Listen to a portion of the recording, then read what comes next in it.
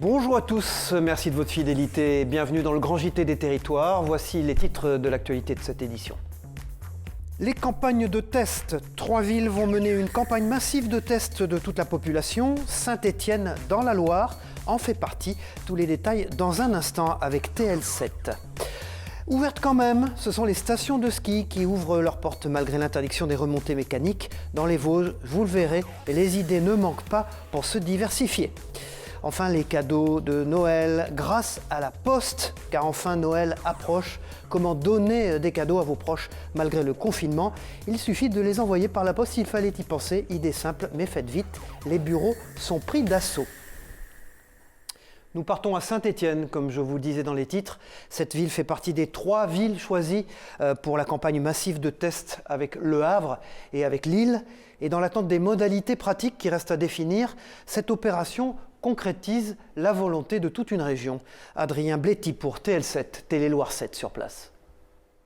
Les Stéphanois ont donc la possibilité de se faire tester d'ici la fin de l'année, mais tous ne semblent pas intéressés.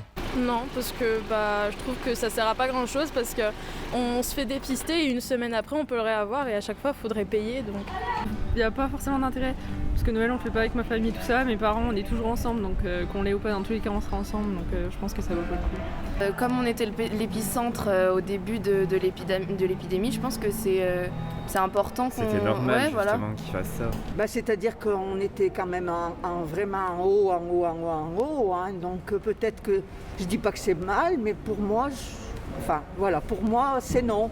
Où, quand, comment, les modalités pratiques restent encore à préciser, même si certains aspects de la campagne commencent à émerger. On va quand même être avant tout sur des tests PCR et des tests antigéniques, et on va être sur grosso modo la deuxième quinzaine de décembre, avec des barnums, comme on a pu le voir ailleurs, et avec l'utilisation de la réserve sanitaire pour pouvoir mobiliser des soignants pour pouvoir faire les tests. Il y a 2 semaines, c'est Laurent Wauquiez, le président de la région, qui lançait l'idée d'un dépistage massif, une idée qui n'avait pas plu aux députés de la majorité. Je trouve ça particulièrement ridicule et en plus particulièrement coûteux pour un résultat scientifique absolument inintéressant. Aujourd'hui, Julien Borowczyk s'explique et regrette encore un manque de concertation. Il a communiqué comme d'habitude, mais il n'a rien structuré. C'est-à-dire que le problème, c'est qu'aujourd'hui, son organisation se fait sans les autorités de santé, avec la mobilisation locale. Il le dit, d'ailleurs, il y a une plaquette qui est sortie, il a acheté des tests, mais après, moi, je ne sais toujours pas aujourd'hui comment vont être payés ces tests. Est-ce que c'est la sécurité sociale qui va les payer? On fait déjà du dépistage massif. Là, la question, c'est d'avoir du dépistage épidémiologique localisé, en particulier sur la métropole stéphanoise. Cet après-midi, une réunion rassemblait l'Agence nationale de la santé et le maire de Saint-Étienne, Gaël Perdriau, qui n'a pas encore répondu à nos sollicitations. Ouverte malgré tout. Nous partons dans les Vosges maintenant, où la station de ski de Gérardmer, la Moselaine, a ouvert ses portes en proposant diverses activités, mais évidemment pas de ski alpin, faute de pouvoir faire fonctionner les remontées mécaniques, vous le savez, sur décision gouvernementale. Les premières réactions avec ce reportage des équipes de Via Vosges sur place dans la neige. La neige est là et ils comptaient bien en profiter ce week-end à la station de la Moselaine à Gérardmer pour une ouverture exceptionnelle. Exceptionnelle car de telles conditions d'enneigement précoce ne se présentent pas tous les ans, mais surtout parce que les remontées mécaniques sont à l'arrêt sur décision gouvernementale. Pas de ski alpin donc, mais du trail, des raquettes, du ski de randonnée et bien sûr de la luge. C'est simplement le pur plaisir d'aller faire du ski de rando juste après et d'emmener ma petite nièce profiter des plaisirs de la neige. Mais du coup c'est l'occasion de découvrir des nouveaux sports, hein. Hier j'ai fait un peu de ski de fond que j'avais jamais fait, donc ça sort un peu aussi de nos sentiers battus. Nous on a juste à attendre, hein. Finalement on est dans une bonne situation, on n'est que clients. Mais c'est sûr que pour les professionnels c'est compliqué. D'autant plus frustrant pour les professionnels que l'hiver dernier avait été compliqué d'un point de vue météo et déjà écourté par la Covid-19. Les conditions en ce début décembre sont idéales et le domaine géromois, 120 salariés lors de son pic d'activité, aurait pu être ouvert dans sa quasi-totalité dès ce week-end. Pour l'instant, on prend notre mal en patience, on continue à préparer les pistes. On a mis en place des bouées sur neige sur la petite Moselaine, des activités de luge sécurisées pour limiter les accidents et limiter limiter l'engorgement des hôpitaux, on est bien conscient de la situation. Selon les saisons, décembre peut représenter de 10 à 20% du chiffre d'affaires annuel, jusque 25% pour les moniteurs de l'école du ski français. Ils sont 70 à Gérardmer et seulement 6 à travailler actuellement entre la Moselaine et les Barrues. La décision concernant les remontées mécaniques sera réévaluée le 11 décembre dans le cadre d'une clause de revoyure. Autre échéance très attendue, plus généralement pour les professionnels du tourisme, la levée des restrictions de déplacement fixées normalement au 15 décembre. Les fêtes, là, ça s'annonce un peu compliqué, hein. Mais on a quand même des taux de réservation qui augmentent un tout petit peu, hein. La première semaine, nous, on doit être à peu près à 60% et la deuxième semaine à 70% sur les locations saisonnières, hein. En attendant les prochaines annonces gouvernementales, la station de la Moselaine à Gérardmer sera ouverte dans les mêmes conditions les mercredis, samedis et dimanches, sachant que les licenciés mineurs, sportifs de haut niveau et professionnels peuvent eux accéder aux remontées mécaniques. Nous allons prendre des nouvelles des restaurants qui sont toujours fermés, vous le savez. En Moselle, en attendant de rouvrir leurs portes, les restaurateurs s'adaptent et tentent de trouver des solutions pour limiter les pertes. Beaucoup se sont mis à la livraison ou la vente à emporter. Exemple à Mareuil, dans l'auberge de Vaison. Un reportage de nos confrères de Via Moselle TV. Regardez. Depuis plus d'un mois, fini les dressages dans de belles assiettes. Il n'y a qu'à remplir ces petits récipients.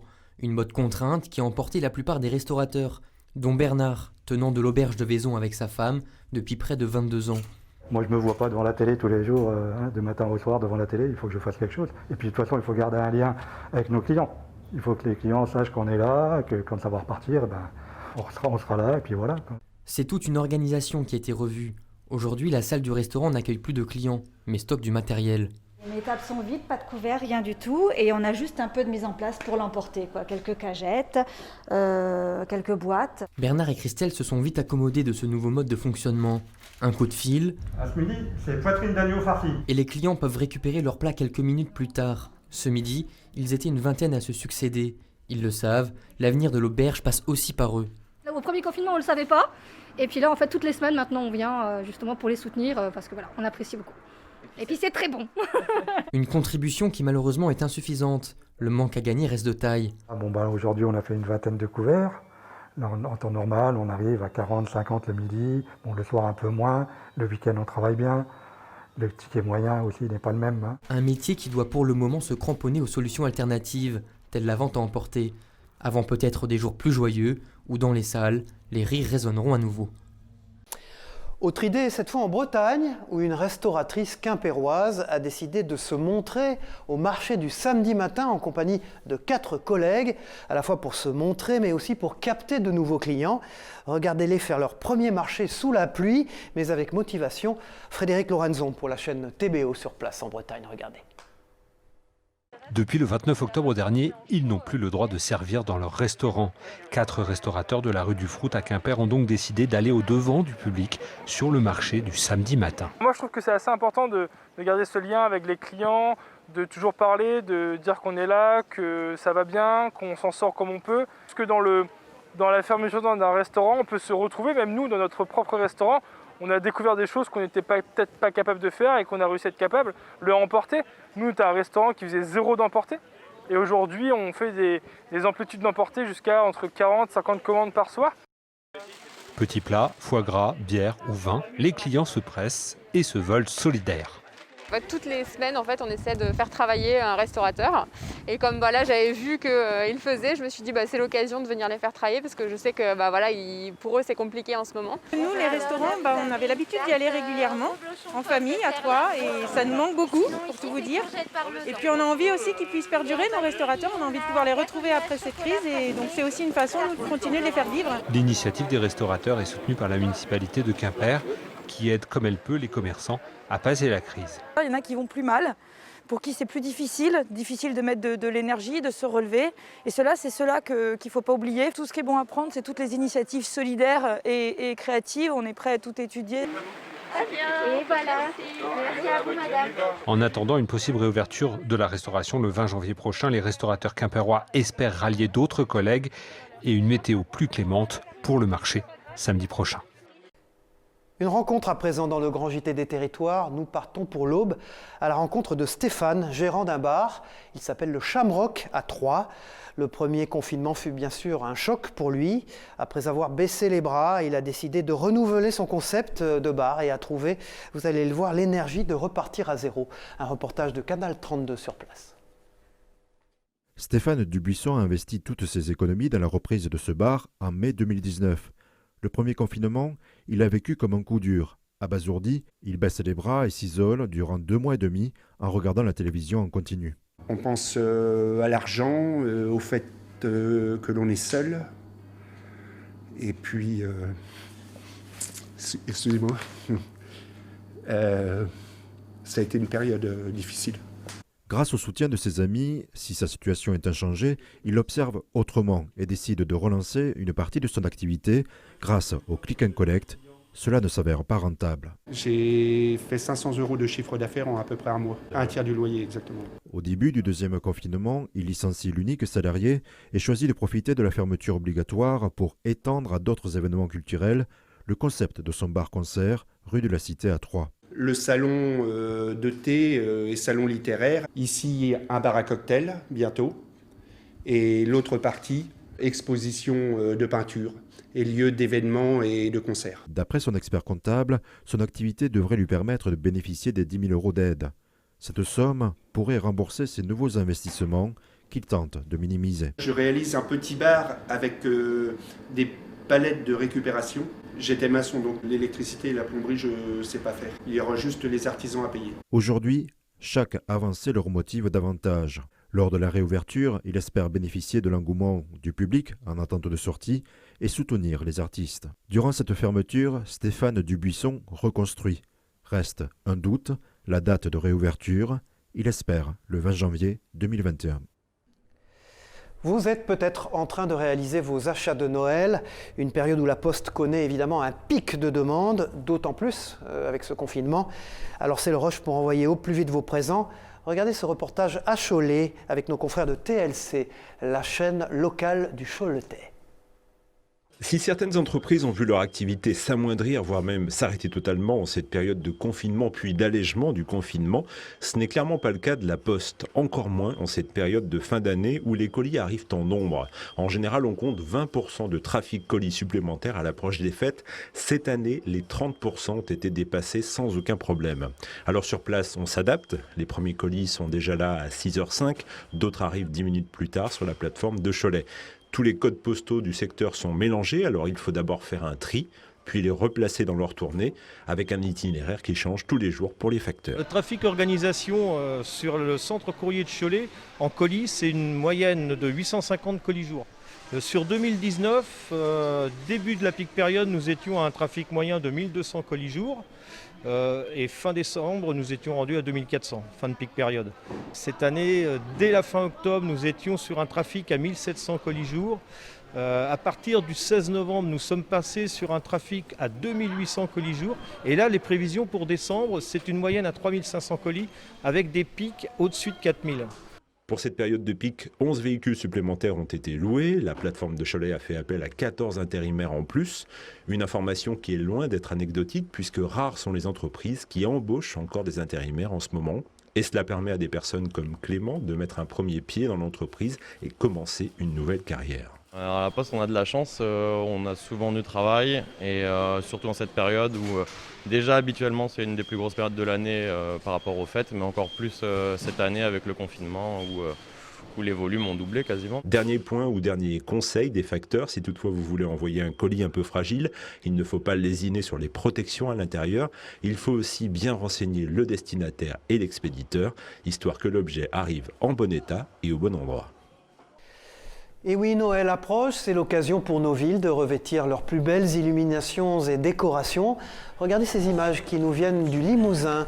C'est la chaîne 7 à Limoges, nouveau partenaire du Grand JT des Territoires, qui nous a envoyé ces images, qui nous redonnent un peu le sourire dans ce climat pesant en raison de la crise sanitaire. Bonjour à ces nouveaux confrères donc de 7 à Limoges qui rejoignent le Grand JT des Territoires.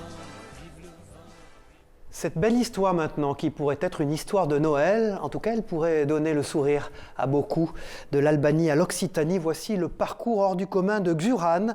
Arrivé il y a 4 ans sur le territoire, il était considéré comme un mineur isolé. Il a été pris en charge par les services sociaux et il a décroché une formation en apprentissage au collège Émile Alain de Carcassonne et s'illustre dans la cuisine française. Cette année, lui et sa recette apparaissent dans le livre d'Agri-Local, un guide qui met en avant les produits locaux à rayonnement international. Son histoire est racontée par les équipes de Via Occitanie sur place. Regardez. Comme chaque mercredi à l'heure du repas, le réfectoire du collège Émile Alain à Carcassonne est vide. Pourtant en cuisine, on s'active. Application pratique donc du menu CFA de la semaine. Le chef cuistot Jean-Jacques et ses 3 employés s'apprêtent à faire un exercice de dressage de plats. Le principal intéressé, c'est lui, Julian. Il a 20 ans, il est en apprentissage dans cet établissement depuis 3 ans. Pourtant, rien ne prédestinait ce jeune Albanais à être ici aujourd'hui. Je suis arrivé en France en 2016. J'avais 16 ans et demi. En Albanie, ça se passait pas trop bien avec la famille. Du coup, je me suis barré.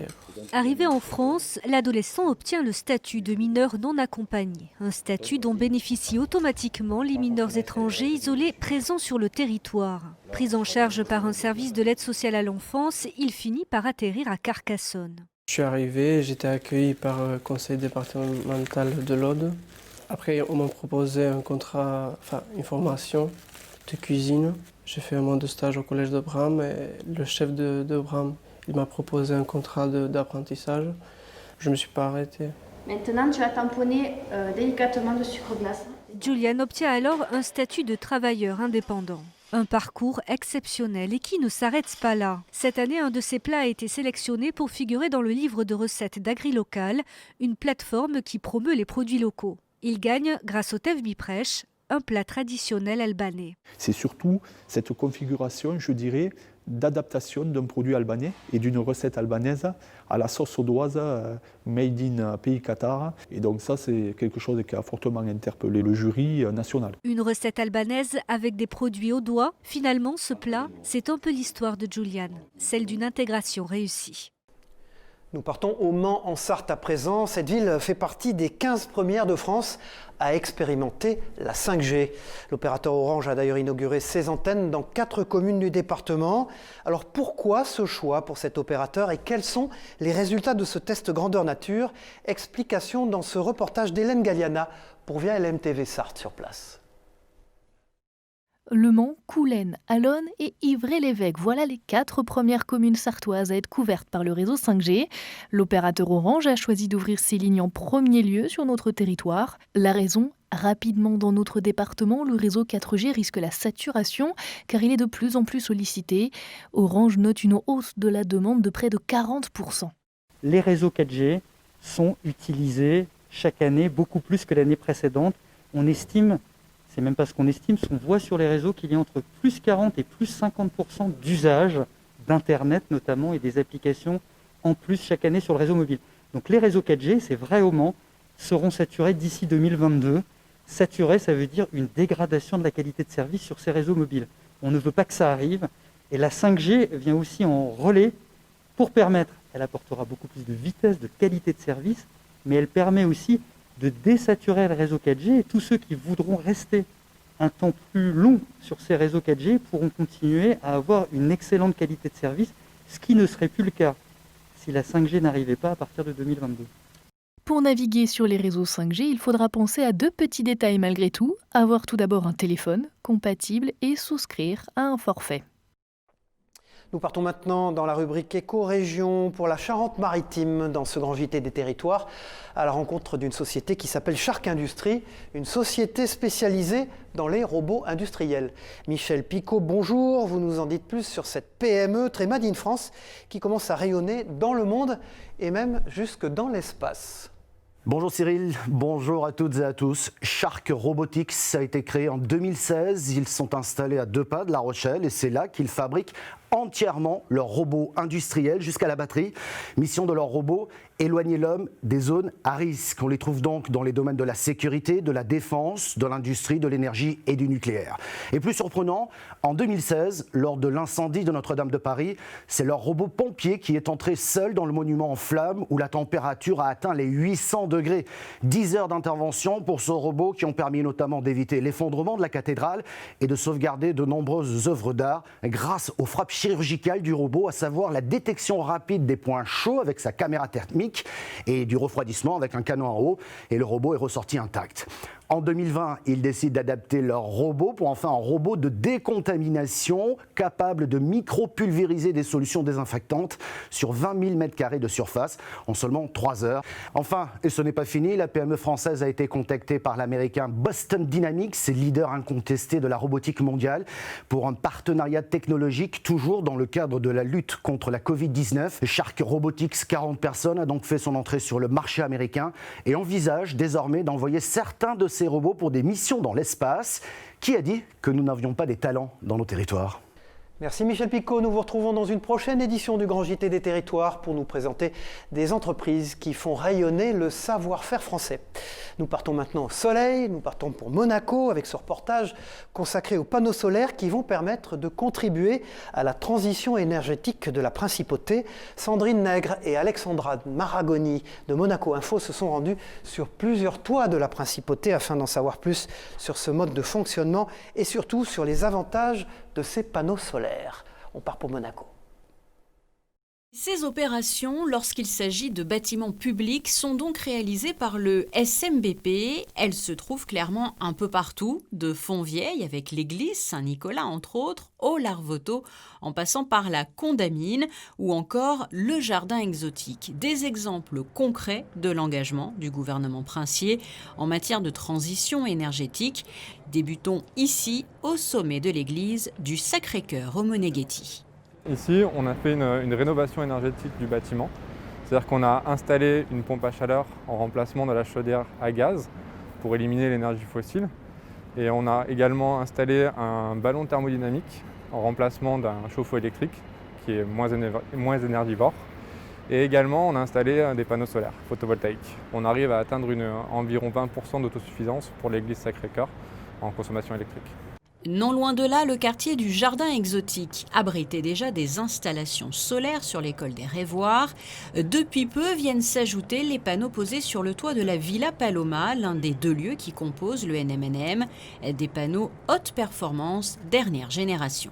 Un peu plus bas, l'école de la Condamine où 69 modules sur 113 mètres carrés sont désormais opérationnels. La particularité de ces panneaux photovoltaïques, c'est qu'ils sont d'une teinte verte.